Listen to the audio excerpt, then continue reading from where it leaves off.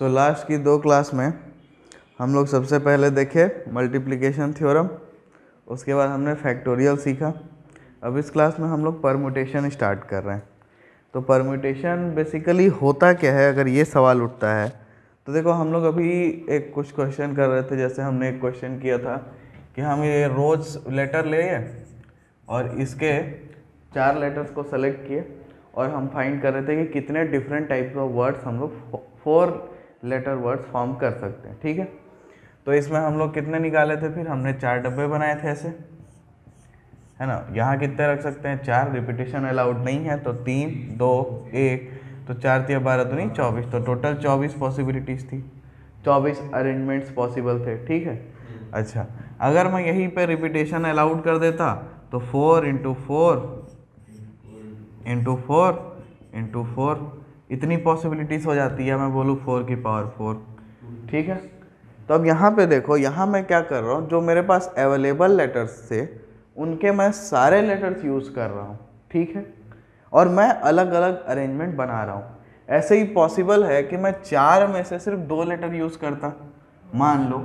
ठीक है, तो मैं बोलता कि ये 4 लेटर्स का यूज़ करके 2 लेटर वर्ड्स कितने बन सकते हैं। तो हमारे पास विदाउट रिपीटेशन में क्या पॉसिबिलिटी होती, 4 × 3 मतलब कितने बनते, 12। और अगर रिपीटेशन अलाउड हो जाता तो 4 × 4 कितने बनते, 4 का स्क्वायर जो कि हो गया 16। क्या ये बात समझ में आई? ठीक है, तो यही एक्चुअली होता है परम्यूटेशन। मतलब जो हर एक डिफरेंट टाइप ऑफ अरेंजमेंट यहाँ पे हम लोग को मिलेगा ना, उसी को हम लोग बोलते हैं परम्यूटेशन। क्या ये बात समझ में आई? ठीक है, तो अगर हम लोग कुछ और देखें, जैसे मान लो हमारे पास एक वर्ड है नंबर,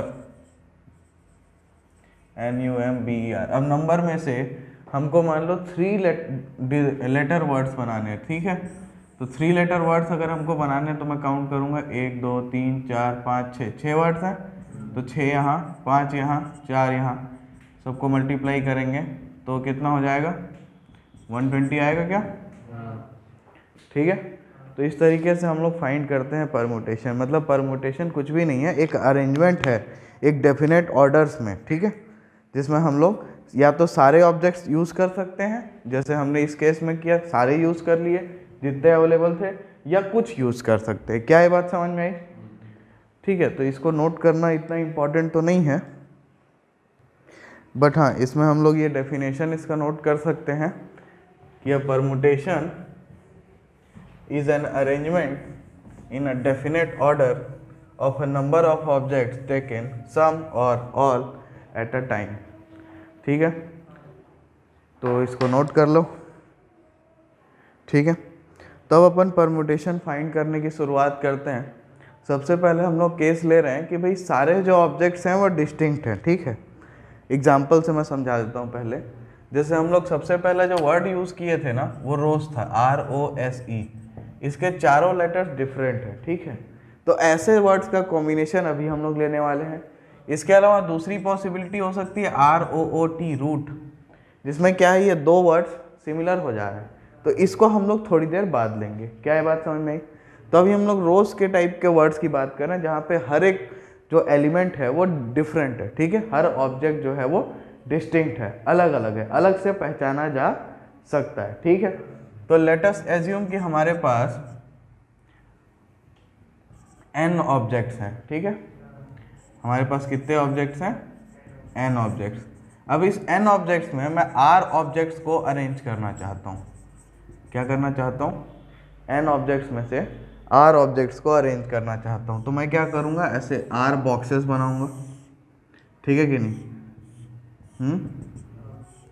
तो ये अब इसको भरने से पहले ये रोज़ के लिए जो हम लोग बनाते थे ना, हम लोग क्या कर रहे हैं, रोज़ में अगर देखें तो कितने लेटर्स हैं अपने पास, 4 हैं, तो n की वैल्यू कितनी होगी, 4 होगी। ठीक है, और मैं क्या बोल रहा हूँ, हम रोज़ के 3 वर्ड सेलेक्ट कर रहे हैं। ठीक है, मतलब 3 लेटर वर्ड्स बना रहे हैं यूजिंग द लेटर्स ऑफ रोज।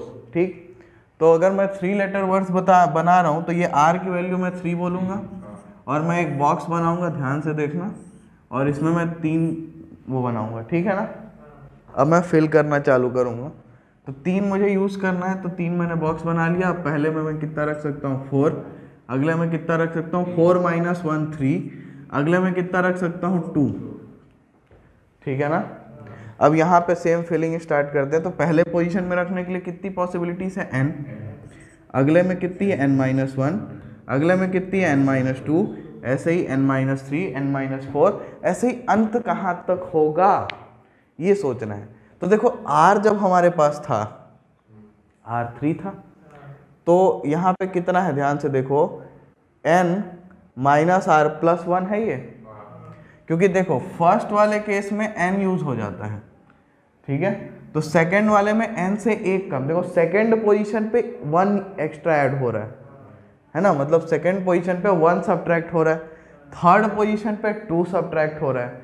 तो ऐसे ही rth पोजीशन पे r से एक कम सब्ट्रैक्ट होगा, मतलब n में कितना सब्ट्रैक्ट किया जाएगा, r-1, ठीक है, जितना भी है उससे एक कम। क्या ये बात समझ में आई, ठीक। तो अगर इसको मैं मल्टीप्लाई कर दूंगा तो मुझे मिल जाएगा नंबर ऑफ कितने अरेंजमेंट पॉसिबल है कि नहीं। तो सबको अगर मल्टीप्लाई कर दें तो ये हमारा बन जाता है परमुटेशन, ठीक। बट अब ये ऐसे देख के तो ऐसे सांसें अटक जाएंगी, इतना लंबा कैलकुलेशन कैसे हो, है कि नहीं। तो अपन एक काम करते हैं, ऐसे इसके आगे क्या होगा, नेक्स्ट लेटर क्या होगा भाई, तो n-r-2, ठीक है ना, फिर r-3, ऐसे ही एक लास्ट जब जाएंगे तो लास्ट वाला क्या होगा, n-n, है ना। तो ऐसे ये आखिरी तक जाएगा और n-n मिलेगा, जिसको अपन 0 बोल सकते हैं, ठीक है कि नहीं। तो 0 वाला तो ऐसे लेंगे नहीं, क्योंकि n-1 लास्ट रहेगा। अगर मैं nth पोजीशन पे जाऊंगा तो उससे एक कम सब्ट्रैक्ट होगा, तो n-1, समझ में आई बात की नहीं। तो ये 1 बनेगा हमारा, क्लियर है ना। तो अब इसको अगर मैं देखूं, मुझे यहीं तक का रिक्वायरमेंट है, ये मैंने एक्स्ट्रा अगर ऊपर मल्टीप्लाई किया तो इसी को नीचे भी मल्टीप्लाई करना पड़ेगा, एक सेकेंड, ये n-r-1 है, इससे एक और अगर अपन पीछे जाते हैं तो क्या होगा, जो वैल्यू है वो -1 होगी, इसका मतलब अंदर +1 करना पड़ेगा ना, r-1 यूज नहीं होगा, r यूज होगा, ठीक है। क्योंकि इसको ओपन करके लिख लेंगे तो ज़्यादा क्लियर हो जाएगा अपने को ना। ऐसा करते हैं, इसको ओपन ही कर लेते हैं। तो अगर इसको ओपन करते हैं, यहाँ पे मैं लिख रहा हूँ, तो n-r+1 हो जाएगा, ठीक है। तो अब इससे मेरे को एक कम करना है ना, तो मेरे को यहाँ पे सिर्फ ये लिखना चाहिए था, ठीक है। तो अगर नहीं समझ में आया तो इस तरीके से ओपन करने पे इजीली दिख जाता है कि एक कम करते जाना है अपने को आगे।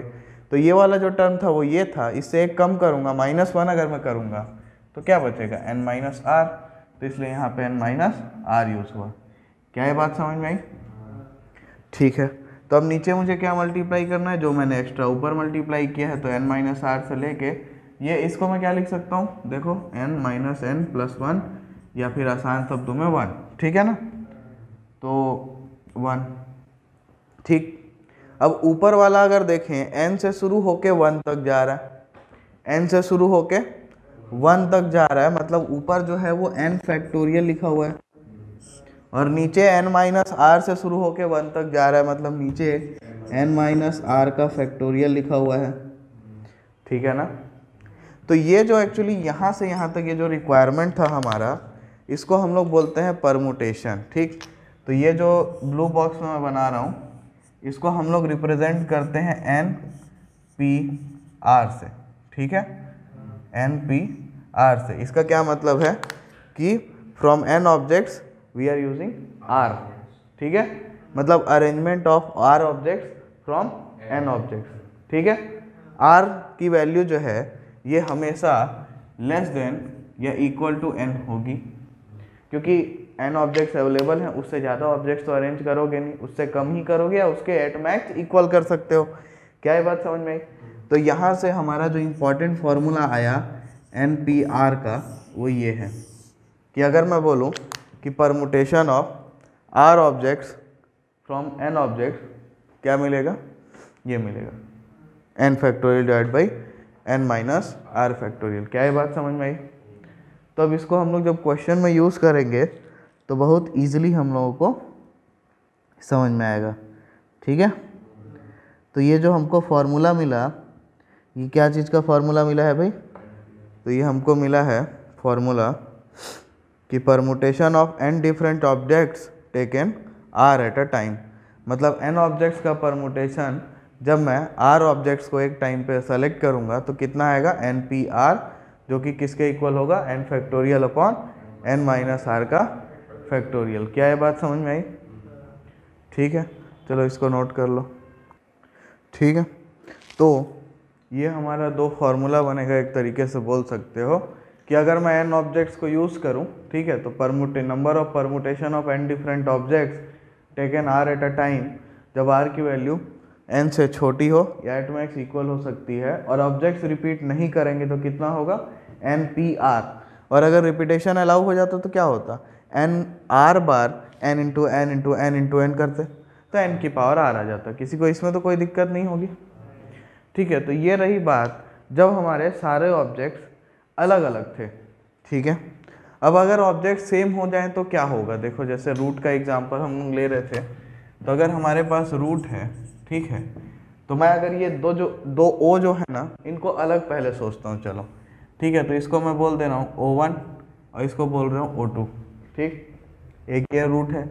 अगर इसको देखो तो ये O2 O1T ये भी एक हो जाएगा, बट क्या ये दोनों अलग चीज़ें हैं? नहीं, तो ये दोनों मिल के बनेंगी क्या? रूट। इस तरीके से और भी कॉम्बिनेशन पॉसिबल थे, मतलब O1 RT O2 या O2 RT O1, ये दोनों भी क्या है? ORTO। ठीक है ना, मतलब अगर यहाँ पे मैं परमुटेशन बनाऊँ तो मैं एक ही चीज़ को दो बार काउंट करने वाला हूँ अगर सेम हो जाए। ठीक है कि नहीं? तो इसलिए इसका ये पूरा टेबल यहाँ पे बनाया हुआ है। अब इसको देखो, तो यही जो मैं लिख रहा था ये पूरा यहाँ पे लिखा हुआ है। इसको मैंने बुक से सीधा उठा लिया, इतना लिखने में क्यों टाइम वेस्ट करें। तो O1 O2 को यहाँ पे डिफरेंट मान के लिखा हुआ है, यहाँ पे लिखा हुआ है जब दोनों को सेम माने हैं। ठीक है, तो देखो R01 O2T R02 O1T, इस तरीके से ये टोटल कितने बन रहे हैं? 1 2 3 4 5 6 7 8 9 10 11 12। तो टोटल अगर डिफरेंट लूँगा तो 24 बन रहा है, और अगर सेम लेंगे तो ये 12 बन रहा है। क्या ये बात समझ में आई? तो अगर मैं इस चीज़ को कैलकुलेट करने के लिए देखूं तो क्या होगा कि मैंने 4 लिए और मैंने चारों को सेम एज्यूम किया, अलग एज्यूम किया। ठीक है, तो चारों को अगर अलग एज्यूम करता तो मेरे पास क्या होता? 4p 4, या मैं बोलूँ 4 फैक्टोरियल। ठीक है ना, 4p 4 को 4 फैक्टोरियल कैसे बोल रहे हैं ध्यान से देख लो। 4 factorial divide by 4 minus 4 factorial, और 4 माइनस 4 फैक्टोरियल क्या होता है? 0 फैक्टोरियल, और 0 फैक्टोरियल 1 होता है, इसलिए 4 फैक्टोरियल। और 4 फैक्टोरियल कितना होता है? 4 3 12 दूनी 24। तो टोटल कितने पॉसिबिलिटी थे? 24। बट जब हमने एक्चुअल में देखा कि ये जो दो थे ये तो रिपीट हो रहे हैं और वो कोई सेंस नहीं बना रहे हैं क्योंकि वो दोनों सेम है ना। तो मतलब ये सेम थे, उनको अगर मैं सिर्फ देखूं तो सेम कौन कौन कौन था? O1 O2, जो भी ये दो जहाँ जहाँ यूज़ हो रहे हैं ये दोनों सेम है।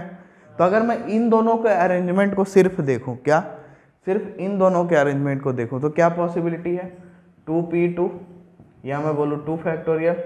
ठीक है ना, अब अगर ये 2 फैक्टोरियल रिपीटेड है और ये 4 फैक्टोरियल मेरा आया है, तो मैं अगर 4 फैक्टोरियल को 2 फैक्टोरियल से डिवाइड करूं तो क्या होगा? 4 into 3 into 2 factorial divided by 2 factorial, ये कट जाएगा। क्या आया? 4 3 जा 12। और ये देखो काउंटिंग में भी तो 12 अलग अलग आ रहे थे ना। तो इसका मतलब क्या है कि जब भी रिपीटेशन होगा तो हम क्या करेंगे? पहले अनकंडीशनली बिना किसी चीज़ को देखे हम पहले अरेंज कर देंगे, मतलब परमुट कर देंगे, परमुटेशन फाइंड कर लेंगे, फिर जितने रिपीट हो रहे हैं उनके परमुटेशन को उठा के नीचे पटक देंगे। क्या ये बात समझ में आई? ठीक है, चलो इसको नोट करो। चलो तो इसी सेम चीज़ को हम लोग इस लेटर पे ट्राई करते हैं। तो यहाँ पे काउंट करते हैं सबसे पहले कितने वर्ड्स हैं हमारे पास? 1 2 3 4 5 6 7 8 9। कितने वर्ड्स है भाई? 9, ठीक है। अब 9 में देख रहा हूँ मैं आई जो है वो 2 बार आ रहा है, आई कितनी बार आ रहा है? 2 बार, ठीक है। और कोई रिपीट हो रहा है क्या? कितनी बार रिपीट हो रहा है? 3 बार, तो टी भी हो रहा है 3 बार, ठीक है। तो अगर मैं परमुटेशन जब फाइंड करूंगा तो टोटल नंबर ऑफ परमुटेशन कितने हो जाएंगे? कितने हो जाएंगे? ऊपर मैं क्या करूंगा? अनकंडीशनल अरेंजमेंट, मतलब कितना? 9 थे, 9 को करा दूंगा अरेंज, ठीक है। तो क्या आ जाएगा? 9 फैक्टोरियल, ठीक है। और नीचे मैं क्या करूंगा? जो जो रिपीट हो रहे हैं उनको अरेंज करके नीचे फेंक दूंगा। तो ये 2 हो जाएगा 2 फैक्टोरियल और ये 3 हो जाएगा 3 फैक्टोरियल। तो मेरा आंसर फिर इस तरीके से आ जाएगा 9 into 8 into 7 into 6 into 5 into 4 into 3 factorial divide by 2 factorial को मैं लिख सकता हूँ 2, ठीक है ना। और 3 फैक्टोरियल को लिख के इसको काट दूंगा, 2 2 जब 4 हो जाएगा और ये कैलकुलेट करके जो भी आंसर आएगा लिख सकते हो। क्या है बात समझ में आई? तो इस तरीके से हम लोग किसी भी केस में जब भी रिपीटेशन होगा तो हम लोग यूज़ कर पाएंगे। चलो इसको नोट करो, ठीक है। तो अब हम लोग ये डेफिनेशन नोट कर सकते हैं अगर चाहो तो, वैसे ज़रूरत नहीं पड़ती है डेफिनेशन मैथ्स में, बट फिर भी नोट कर लो। क्या है भाई? तो पहला ये है कि number of permutation of n object when p objects are of same kind and rest are different. मतलब पी जो है वो सेम है, तो इसलिए हमने क्या किया? एन जो थे टोटल उनको ऊपर करा दिया अरेंज एन फैक्टोरियल और नीचे जितने सेम थे उनको डिवाइड कर दिया पी फैक्टोरियल। समझ में आई बात? अब इसको जनरलाइज करते हैं, ये तो सिर्फ एक के लिए था। अब अगर मैं बोल रहा हूँ कि number of permutation of n objects when P1 objects are of same kind, P2 are of second kind and Pk are of kth kind। मतलब k ऑब्जेक्ट k टाइप की चीज़ें रिपीट हो रही हैं P1 P2 से लेके Pk तक। तो यहाँ पे अगर मैं अरेंज करूँगा और बाकी जो डिफरेंट है उनको छोड़ दें तो n फैक्टोरियल सबको उठाया और जो रिपीट हो रहे थे उनके फैक्टोरियल से डिवाइड कर दिया, तो ये हमको मिल गया जनरल फॉर्मूला। क्या ये बात समझ में आई? किसी कोई दिक्कत इसमें? यहाँ पे P1 है, दिखाई नहीं दे रहा, पता नहीं कैसे ये, ठीक। अब P1 क्लियर दिख रहा है। चलो तो इसको नोट कर लिए होगे। तो हम लोग कुछ बेसिक सवाल देखेंगे, बहुत सिंपल है। अगर एक बार ये जो बेसिक अभी तक मैं समझा रहा था वो क्लियर हो गया होगा, समझ में आ गया होगा, तो आगे के क्वेश्चन बनाने में कोई दिक्कत नहीं जाएगी, क्योंकि कॉन्सेप्ट यही है। हमको क्या करना है? हमको देखना है टोटल हमारे पास कितने ऑब्जेक्ट्स अवेलेबल हैं, उसमें से कितने ऑब्जेक्ट्स का हमको परमुटेशन फाइंड करना है। अगर रिपीटेशन हो रहा है तो मैं उससे डिवाइड कर दूंगा, क्योंकि मैं उतने चीज़ों को 2 बार या जितनी बार रिपीट होगा उतनी बार मैं एक्स्ट्रा काउंट कर रहा हूँ, तो मुझे हटाना पड़ेगा, ठीक है। तो इसलिए हम लोग उससे डिवाइड कर देते हैं, ठीक। तो शुरू करें क्वेश्चन बनाना, ठीक है। तो फर्स्ट क्वेश्चन लेते हैं, ये है, ठीक। तो ये क्या बोल रहा है भाई? Find the number of permutations of the letters of the word Allahabad. वैसे ये नाम चेंज हो गया है, प्रयागराज हो गया है, बट ठीक है। अब क्वेश्चन यही है, तो क्वेश्चन होता है ना, रियल लाइफ से मतलब नहीं रखता है, ठीक। तो क्वेश्चन देखते हैं भाई, शुरू करते हैं, काउंट करते हैं। 1 2 3 4 5 6 7 8 9। तो कितने लेटर्स हैं?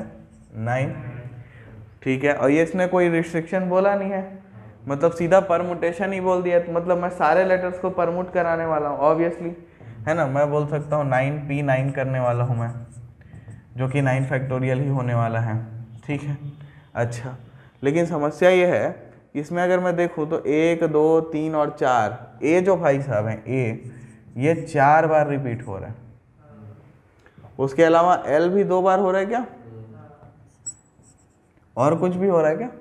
एल हो गया, ए हो गया, एच नहीं एक ही बार है, बी एक बार है, डी एक बार है, ठीक है। तो बाकी डिस्टिंक्ट हैं।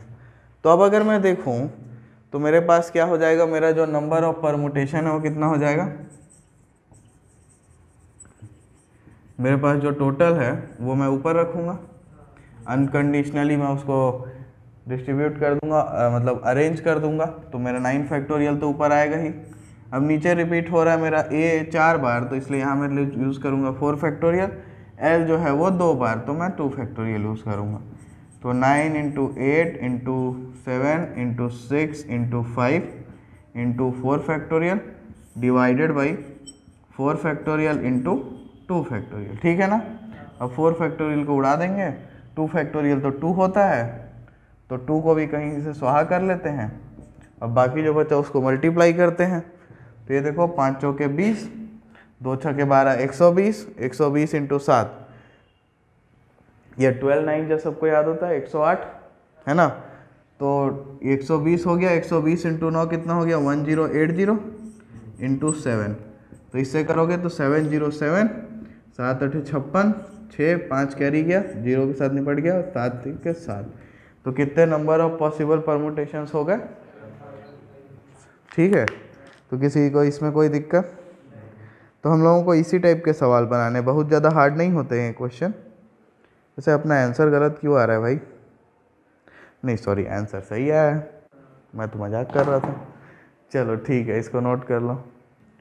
चलो तो नेक्स्ट क्वेश्चन देखते हैं। ये क्या बोल रहा है भाई, how many 4 digit numbers can be form by using the digits 1 to 9 if repetition of digits it's not allowed.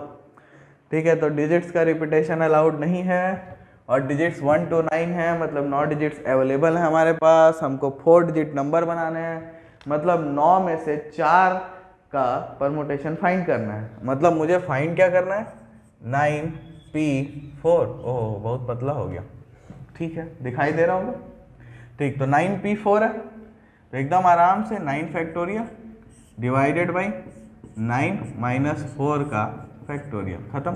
तो 9 फैक्टोरियल डिवाइडेड बाई 5 फैक्टोरियल, तो 9 into 8 into 7 into 6 into 5 factorial divided by 5 factorial, ये उड़ा दिए।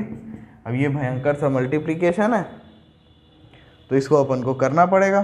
तो 7 छके 42 और 9 8 है, कोई तो बताओ यार 72, ठीक है। अब ये दोनों को आराम से ऐसे बच्चों जैसे लिखो और मस्त मल्टीप्लाई करो। 4 हो गया और 2 7 14 हो गया, 4 दूनी 8 हो गया, 7 4 28 हो गया, ठीक है। तो 4 8 4 12 के 2, 8 1 9 1 10, 1 3 3 0 2 4।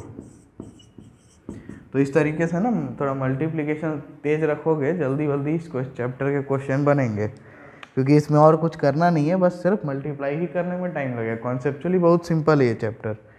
बताओ किसी को कोई दिक्कत इसमें, ठीक है। तो आई थिंक तुम लोग इसको नोट भी कर लिए होगे। चलो नेक्स्ट क्वेश्चन पे चलते हैं। तो अब इसको ध्यान से पढ़ो, क्या बोल रही है, how many numbers lying between 100 and 1000 can be formed with the digits 0 1 2 3 4 5 if the repetition of digits is not allowed। देखो रिपीटेशन ऑफ डिजिट्स का ना बहुत रेयर क्वेश्चन आता है, मतलब उतना उसमें कुछ खास है नहीं ना।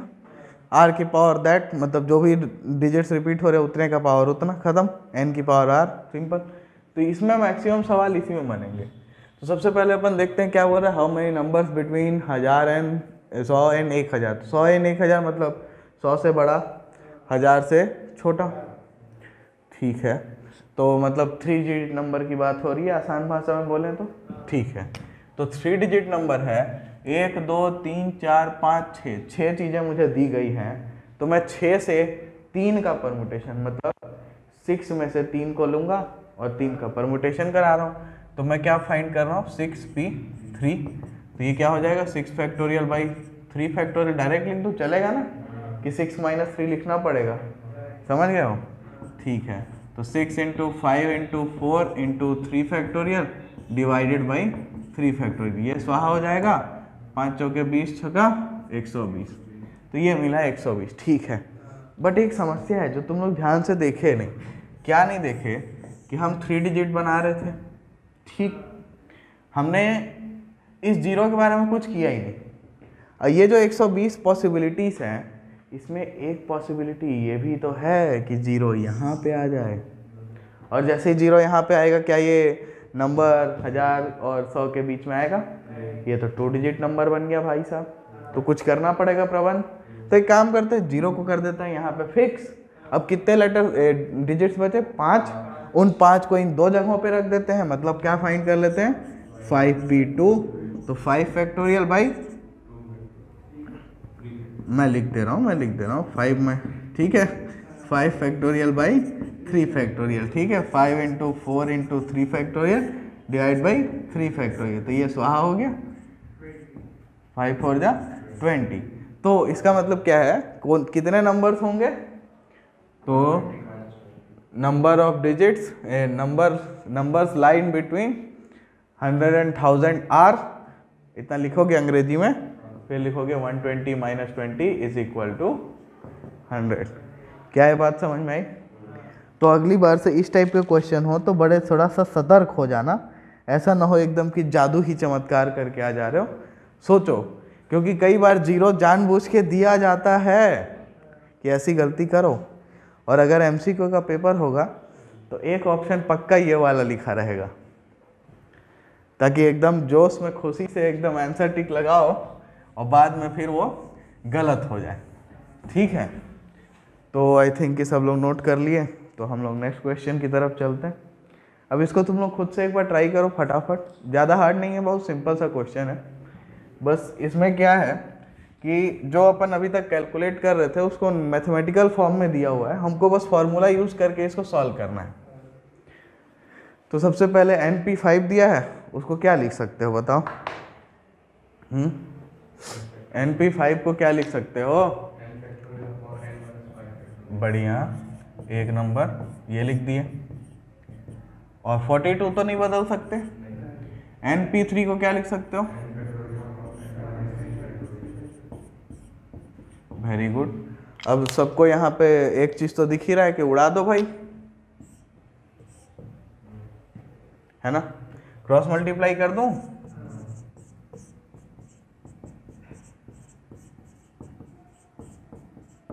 अब देखो यार, n-3 से कम करूंगा तो n-5 पे पहुंचूंगा, कि n-5 से कम करूंगा तो n-3 पे पहुंचूंगा? n-3 से एक कम करूंगा n-4, एक कम करूंगा n-5, तो मैं इधर यूज करता हूं। तो n-3, n-4, n-5 factorial is equal to 42 into n-5 factorial. किसी कोई दिक्कत? तो ये उड़ा दिया जाए, मल्टीप्लाई करते हैं। तो ये इस टाइप के मल्टीप्लिकेशन ना आदत हो जानी चाहिए दिमाग में। देखो ध्यान से, देखो कैसे, n into n, n square. अब देखो ध्यान से, -3n और -4n दिख रहा सबको? -3n, -4n, -7n, और फिर 4 इंटू 3 12, और माइनस माइनस का प्लस इज इक्वल टू 42। तो n स्क्वायर -7n, और ये 42 इधर आएगा, 12 से सब्ट्रैक्ट होगा, मैं लिख दे रहा हूँ एक बार, आगे नहीं लिखूंगा, इज इक्वल टू 0।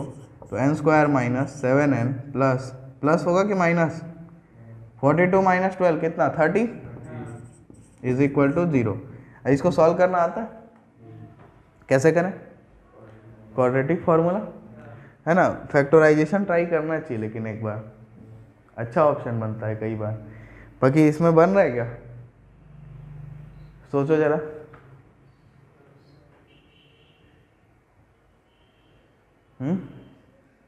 नहीं, क्यों नहीं बन रहा यार? 10 या 30, 10 3 जा 30, और 10 3 माइनस 10 -7। क्या करते हो? देखो मैं बेसिक ट्रिक सिखाया हूँ ना, ए लो, सी लो, मल्टीप्लाई करो, क्या आता है? a इंटू सी -30 आ रहा है, a इंटू सी -30 आ रहा है। अब इस -30 के फैक्टर्स लिखो, -6 इंटू 5, -5 इंटू 6, ठीक है। और क्या होगा?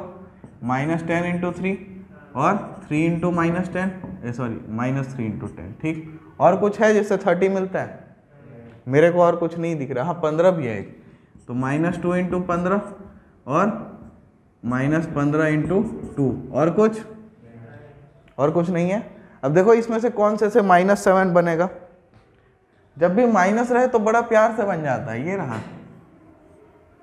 है या नहीं?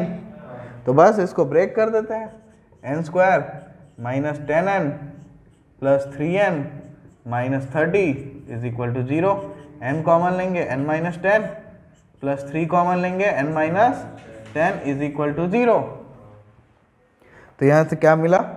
n-10 n plus 3 is equal to 0, है ना? इसने क्या बोला है? n is greater than 4।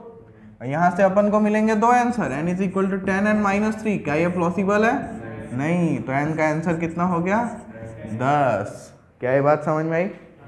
अच्छा, किसी को ये मल्टीप्लाई करने में दिक्कत हुआ होगा तो इसके लिए ना अपन ये जनरल ये इसको याद रख लो, x minus alpha into x minus beta. ये जब अपन करते हैं ना तो x square minus alpha plus beta x minus alpha beta, यही आता है, प्लस अल्फ़ा बीटा। ये फॉर्मूला भी था ना, जब अपन को दो रूट्स दिए हों अल्फ़ा और बीटा, तो इसी फॉर्मूले से अपन क्वाड्रेटिक इक्वेशन फॉर्म करते थे। तो या तो इससे याद रख लो, ऐसे मल्टीप्लाई करोगे x इंटू एक्स तो एक्स स्क्वायर आएगा, फिर x इंटू माइनस बीटा तो माइनस बीटा एक्स, फिर माइनस अल्फ़ा इंटू एक्स तो माइनस अल्फ़ा एक्स, फिर अल्फ़ा इंटू बीटा तो अल्फ़ा बीटा आएगा। लिखोगे तो यही आएगा। तो इससे क्या है, थोड़ी स्पीड बढ़ जाती है। सबको समझ में आ गया? किसी कोई दिक्कत इसमें? सब लोग नोट भी कर लिए? ठीक है। तो अब इसके बाद ये वाला सवाल सब लोग खुद से ट्राई करोगे? चलो फटाफट ट्राई करो।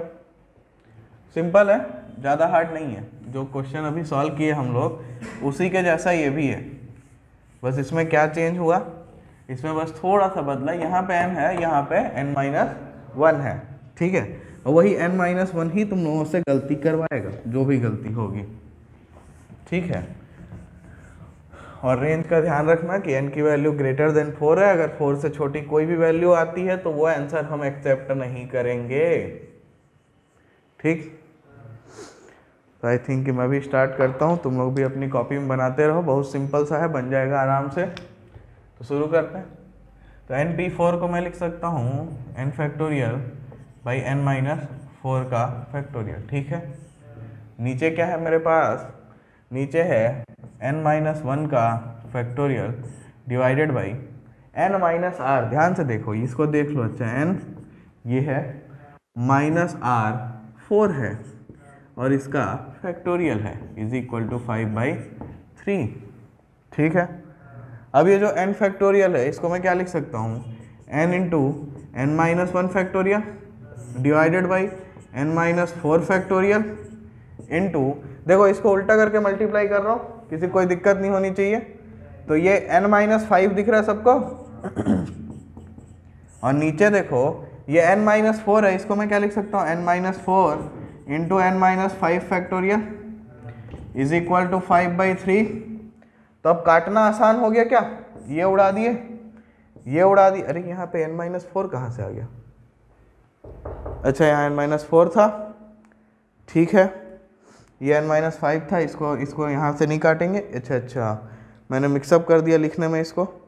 चलो इसको सब लोग लिखो, मैं एक सेकंड देखता हूँ, ठीक है। कोई बात नहीं, वो थोड़ा ध्यान भटक गया था।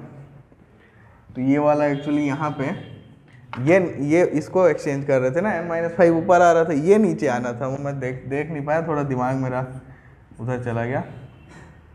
कोई बात नहीं, लाइव क्लास है, रिकॉर्डिंग थोड़ी ना है, थोड़ा बहुत होता है। ये मार्कर कहाँ चला गया ब्लैक वाला?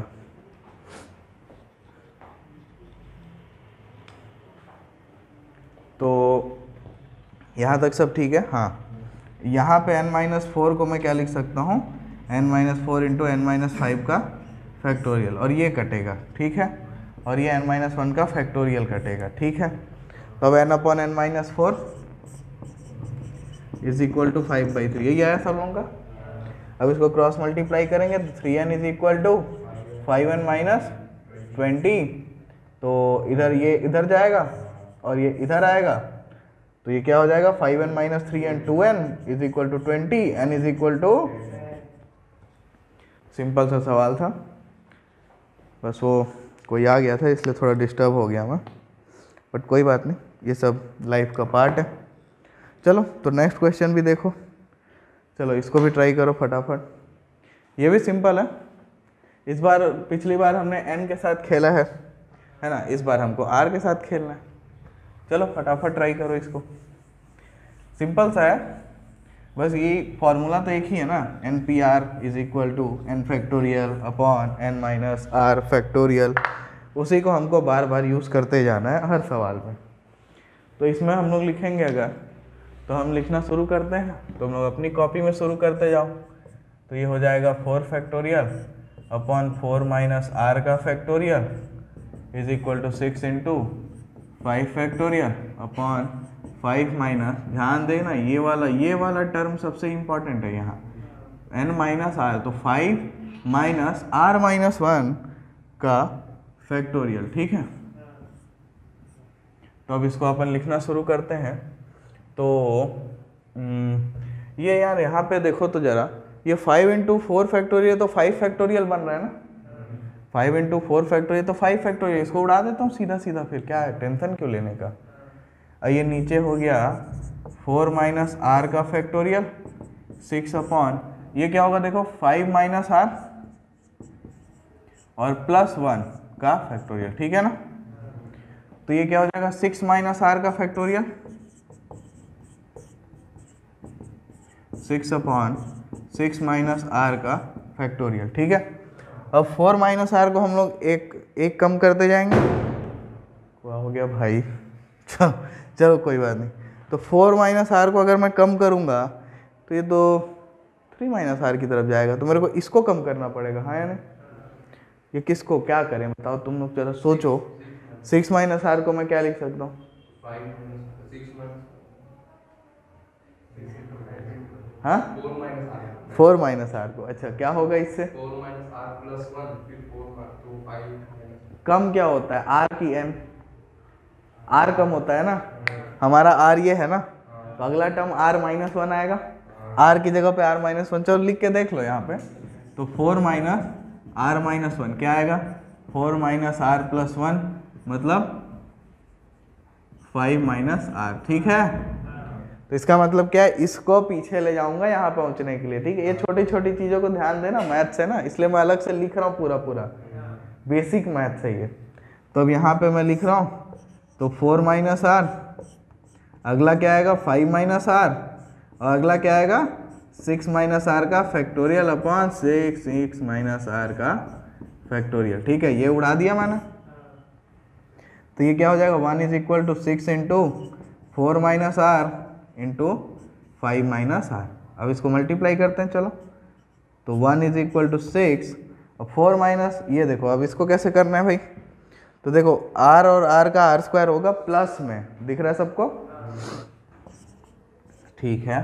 5 और 4 20 होगा, ये भी किस में, प्लस में, और ये -5r और ये -4r, -5 और -4 कितना, -9r। ठीक है, ठीक, अब 6 को भी मल्टीप्लाई कर देते हैं, इसको हटा देता हूँ मैं यहाँ से, इसकी ज़रूरत नहीं है यहाँ पे। तो अब 6 को मल्टीप्लाई कर देता हूँ, तो 1 is equal to 6r square plus 26 या 120 माइनस 6 54। ठीक है, तो यहाँ से अब ये 1 को इस साइड ले आते हैं, तो 6r square minus 54r plus, देखो 120 माइनस 1, डायरेक्ट 119 लिख सकते हैं, इज इक्वल टू 0। हाँ, क्या नंबर है, इसको सॉल्व करो, ये क्वाड्रेटिक इक्वेशन है बहुत प्यारा सा। अब देखो इसके लिए कुछ अगर समझ नहीं आ रहा है तो तुम्हारे पास एकमात्र रास्ता बचता है, वो है क्वाड्रेटिक फार्मूला का यूज़ कर सकते हो उसको।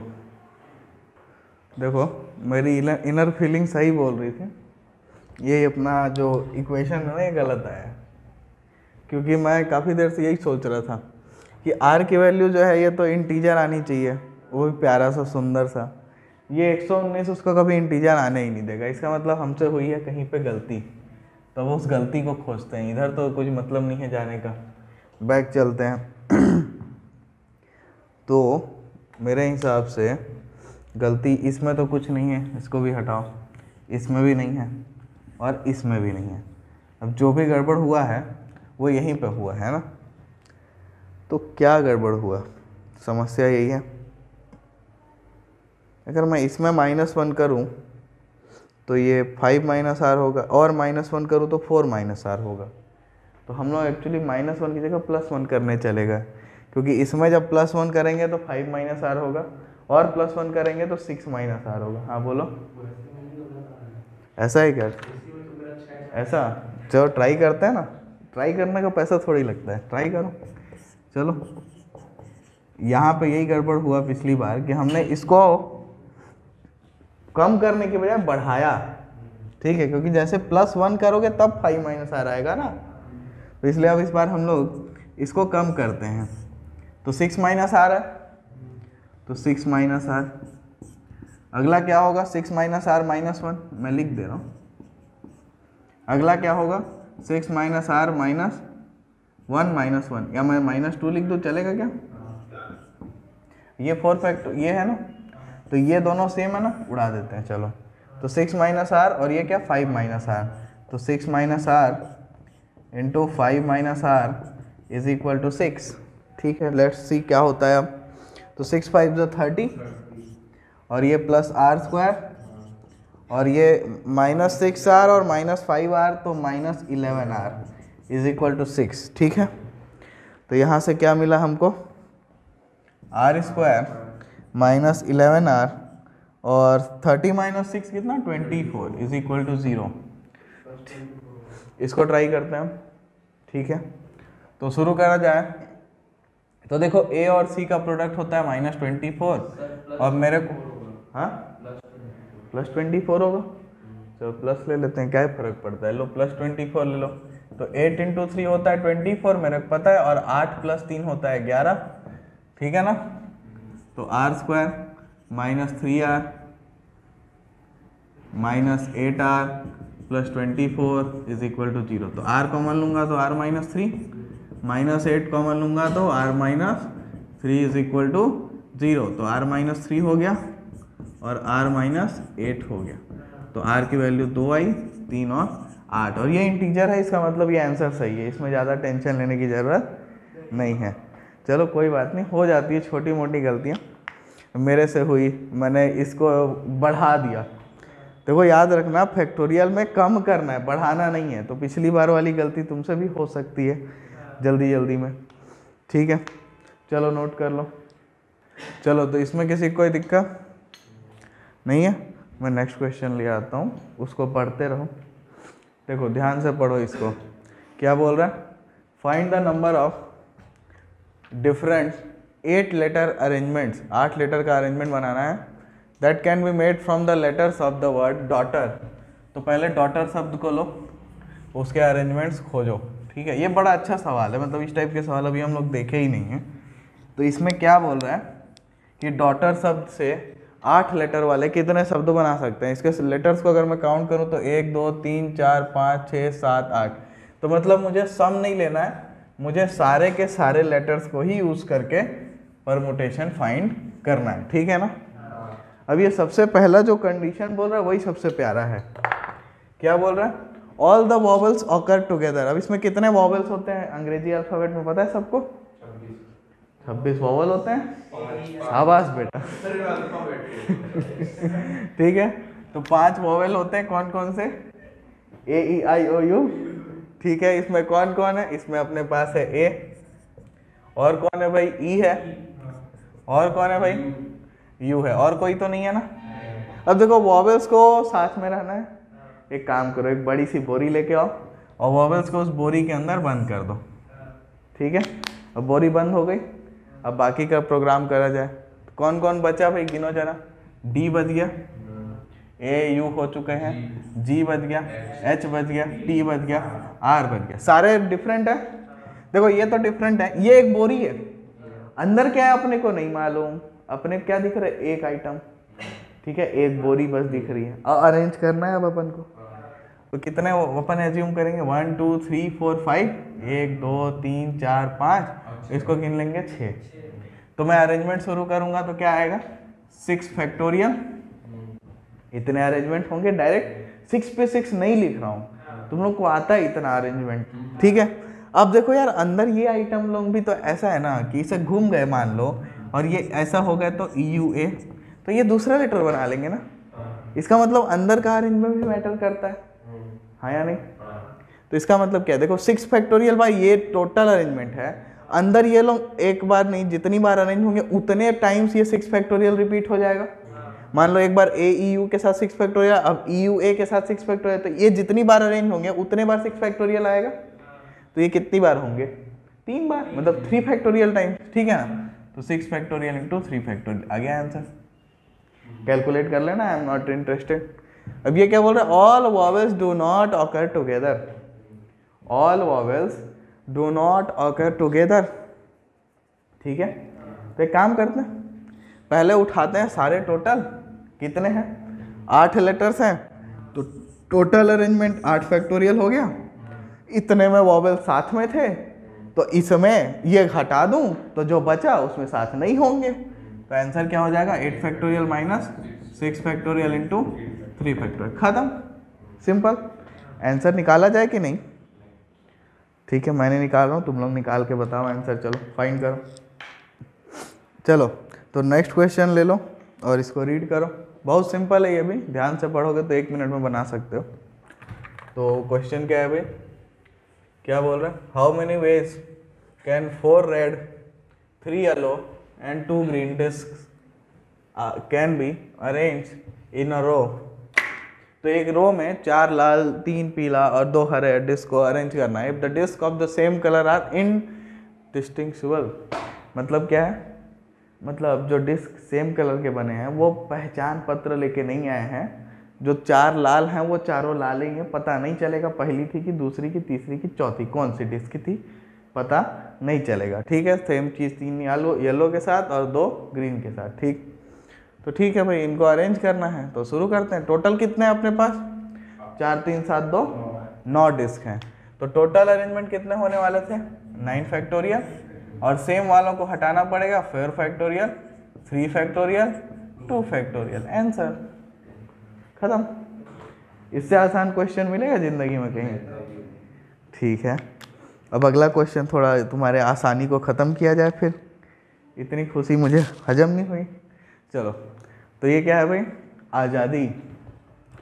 क्वेश्चन क्या है, find the number of arrangements of the letters of the word independence. Independence तुम्हारे पास है और इसके वर्ड्स का अरेंजमेंट अपन को फाइंड करने का है। ठीक है, in how many of these arrangements, पहला क्या बोल रहा है, do the words start with P, do the words start with P. अब देखो लेटर्स में कोई बाउंड्री है नहीं, तो पहले काउंट करना पड़ेगा इंडिपेंडेंस में क्या क्या है। तो 1 2 3 4 5 6 7 8 9 10 11 12, तो टोटल नंबर कितना है 12। ठीक है, रिपीटेशन कहीं हो रहा है क्या, आई में रिपीटेशन नहीं है, एन में 3 बार, अच्छा डी में 2 बार, और कुछ ई में 4 बार, बहुत बढ़िया।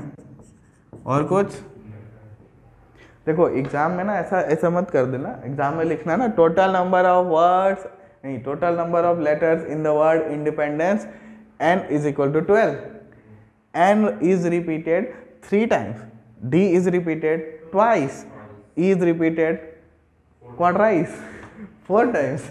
ठीक है, तो ऐसा कर लेना। और कुछ तो रिपीट नहीं हुआ है ना, पक्का ना?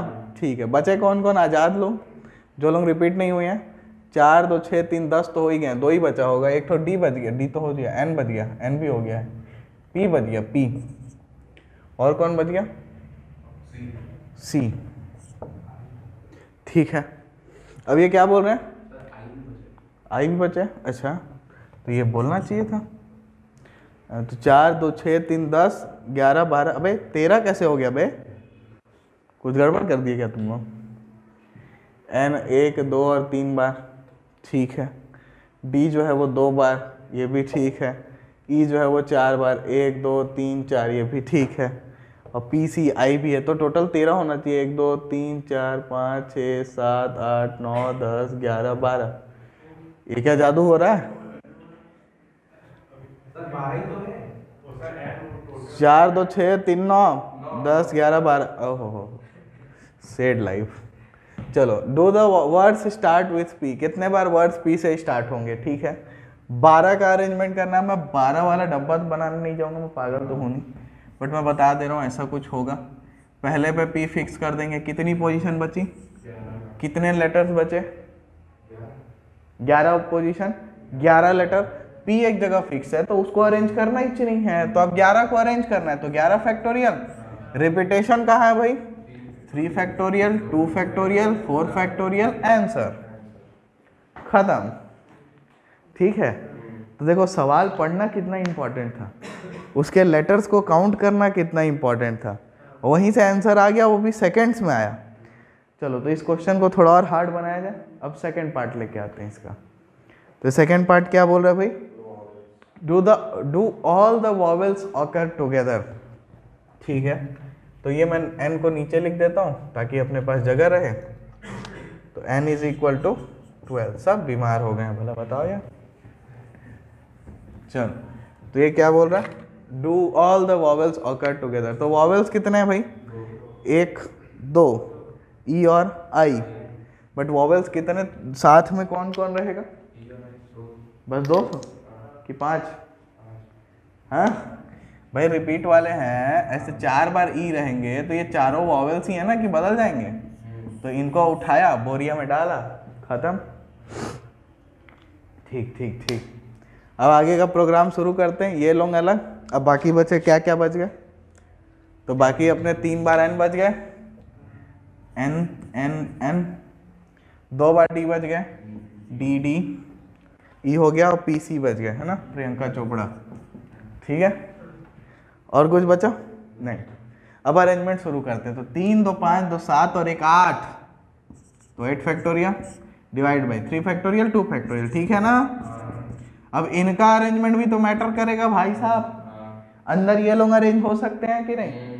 तो ये कितने हैं, 4 और 1 5, तो टोटल हो गया ऊपर 5 फैक्टोरियल। ये 4 लोग, इनका क्या, इनको हटाना भी तो पड़ेगा। आंसर आ गया भाई, खत्म। बताओ किसी कोई दिक्कत इसमें? कितना प्यारा सवाल है ये, चैप्टर बहुत ही प्यारा है। अगर अच्छे से इसमें ध्यान देके क्वेश्चन बनाओगे ना तो मज़ा ही आ जाएगा। अब नेक्स्ट क्वेश्चन क्या है भाई, do the vowels never occur together. आहा हा, नेवर ऑकर टुगेदर। तो ये टुगेदर निकाले हैं और सबको एक निकाल लेते हैं total, total minus together, answer. तो टोटल क्या हो जाएगा, टोटल जो होगा वो कितना होगा, तो 12 factorial divide by 3 factorial 2 factorial 4 factorial, और इसमें ये मान लेता हूँ ये आया x और ये आया y, तो मेरे को आंसर में क्या लिखना पड़ेगा, x माइनस वाई। किसी को कोई दिक्कत इसमें? अब ये x y फाइंड करके आंसर लिखना तुम्हारा काम है, आई एम नॉट इंटरेस्टेड। इतना तो आता ही होगा, इतना सीख ही गए हो। 8 फैक्टोरियल को लिखोगे या 5 को लिख लोगे, 5 इंटू 4 फैक्टोरियल, ऊपर नीचे से 4 4 स्वाहा, 8 को एक्सपेंड करोगे, इधर निकालोगे, वहाँ 12 को करोगे। ठीक है, अब अपन 4th क्वेश्चन में आ गए। तो 4th क्वेश्चन को देखते हैं। अच्छा 4th क्वेश्चन आया ही नहीं अभी, इसी क्वेश्चन का 4th क्वेश्चन। ये क्या बोल रहा है, do the words begin with I and and in P. क्या बोल रहा है, आई से शुरू और पी पे खत्म। अब देखो ऐसा है कि यहाँ पे हो रहा है कंफ्यूजन, तो मैं यहाँ लिख देता हूँ एन जो है वो 3 बार आया हुआ है और डी जो है वो 2 बार आया हुआ है, ताकि ये हटा दिया जाए और क्वेश्चन क्लियरली दिख जाए। ठीक, तो words start with I and and with P. तो ऐसा मैं 12 का नहीं बनाऊंगा, बस शुरू और अंत का बनाऊंगा। आई से शुरू, पी से खत्म। और आई और पी रिपीटेड आइटम नहीं थे। बचे कितने, कितने स्लॉट बचे, 10, टोटल थे 12, 2 ऑक्युपाइड, 10 बची। 10 के लिए कितने लोग आए हैं, 10 लोग। ठीक है, तो सिंपली 10 फैक्टोरियल हो गया। अब रिपीटेशन लेकिन लेना पड़ेगा। सी तो एक बार आया, कोई दिक्कत नहीं, 1 फैक्टोरियल से डिवाइड भी करोगे तो फर्क पड़ने वाला नहीं है, क्योंकि 1 होता है। तो 4 फैक्टोरियल 3 फैक्टोरियल आ गया आंसर। बताओ किसी को इसमें कोई दिक्कत? तो ये था परमुटेशन। कितना इजी होता है ना परमुटेशन को क्वेश्चन सॉल्व करना, बहुत मज़ा भी आया होगा। सिंपल सिंपल बच्चों जैसे कैलकुलेशन। अब एक्सरसाइज 7.3 के 11 क्वेश्चन को देखो, ऐसे ही एकदम मज़े से बना सकते हो। ट्राई करो और एंजॉय करो।